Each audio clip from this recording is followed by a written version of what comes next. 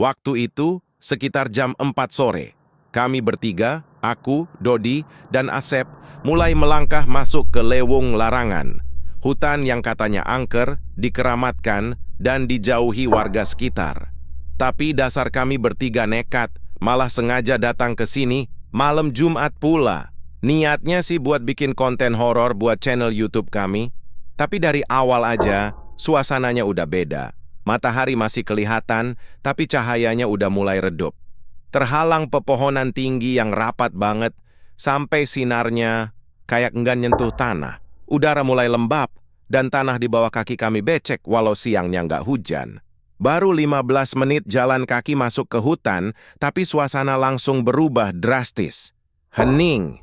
Bener-bener hening. Nggak ada suara burung. Jangkrik pun nggak kedengeran. Cuma suara langkah kaki kami sendiri yang terdengar, menginjak daun kering dan ranting patah. Kayak semua makhluk hidup ngumpet atau pergi. Aku nengok ke Dodi. Dia masih semangat banget bawa kamera. Matanya sibuk rekam kanan kiri, senyum-senyum sendiri, kayak anak kecil nemu mainan baru. Asep jalan di belakang, sesekali nengok ke belakang. Kayak ngerasa ada yang ngikutin. Aku sendiri, jujur aja, mulai nggak enak. Rasanya kayak ada yang ngeliatin dari balik pepohonan, tapi setiap nengok kosong. Lu ngerasa nggak sih? Makin ke dalam makin dingin. Asep nanya pelan, nadanya agak gemetar. Aku cuma angguk. Dingin yang bukan cuma soal suhu, tapi kayak dingin yang nyusup ke dalam tulang. Udara di sekeliling kami makin lembab. Dan entah kenapa, kadang tercium bau tanah basah, nyaru sama bau kemenyan. Tipis, nggak kentara, tapi bikin kepala agak pening dan perut mual. Dodi tetap santai, bahkan kelihatan makin semangat. Dia berhenti sebentar nyetel tripod, terus mulai rekam. Sambil berdiri di depan kamera, dia ngomong kayak presenter acara horor. Halo semuanya, balik lagi di channel petualangan horor, dan kali ini kita ada di hutan paling misterius di Jawa Barat, Lewung Larangan. Konon katanya di sini ada sosok misterius yang nggak boleh disebut namanya. Begitu Dodi nyebut itu, aku langsung refleks. Woi, jangan disebut-sebut gitu. Tapi Dodi malah ketawa kecil. Santai kali, Bi. Namanya juga konten.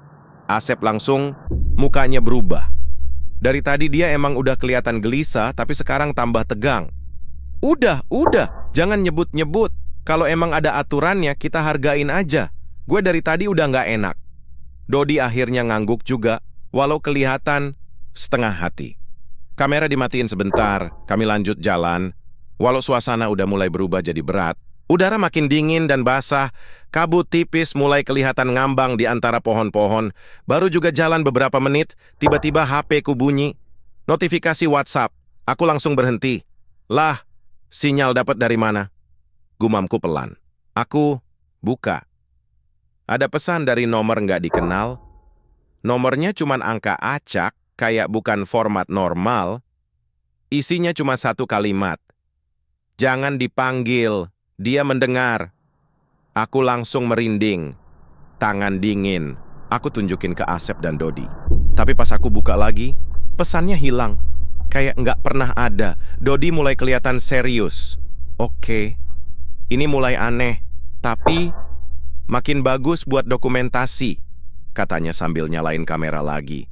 Kami terus jalan sampai nemu tanah lapang kecil yang dikelilingi pohon tinggi.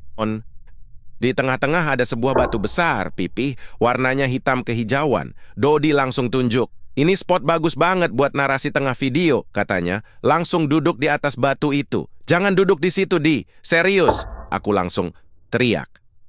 Kenapa emang? Kayak batu petilasan. Gua nggak enak aja. Dodi ngangkat bahu, tapi akhirnya dia berdiri juga. Kamera dinyalain buat ambil footage kosong. Asep dari tadi diem, tapi tiba-tiba buka botol air kelapa dari tas dan minum dikit. Terus dia bilang pelan, Bi, gue kayak denger suara orang manggil nama gue deh. Aku langsung nengok. Siapa? Dia geleng. Gak tahu. Tapi suaranya kayak perempuan, halus banget. Kayak dari jauh. Angin tiba-tiba bertiup pelan, dingin, bawa bau. Anyir.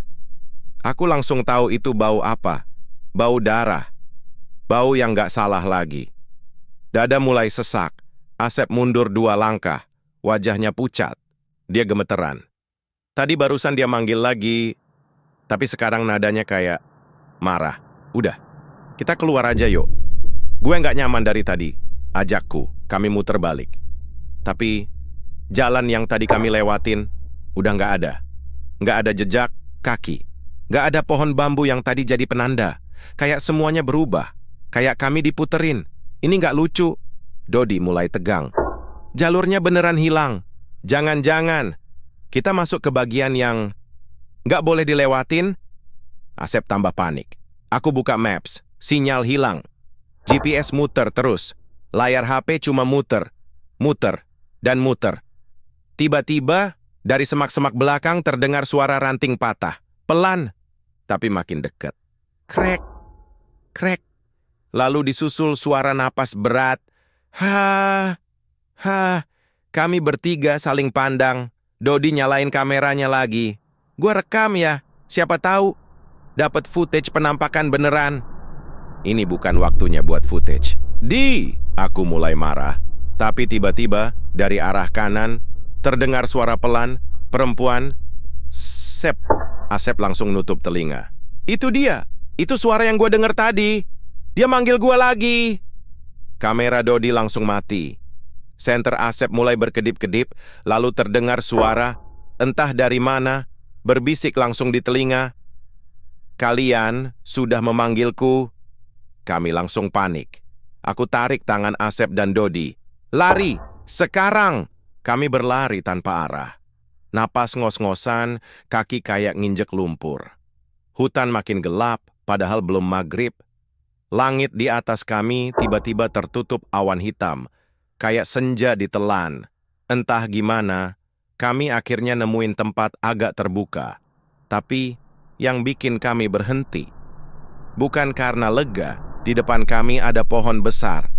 Tapi batangnya aneh, kayak wajah. Bener-bener kayak wajah manusia. Mulutnya terbuka sedikit. Dan dari celahnya, keluar kabut tipis. Dodi, sambil napas tersengal, angkat kameranya pelan-pelan. Gue yakin itu dia.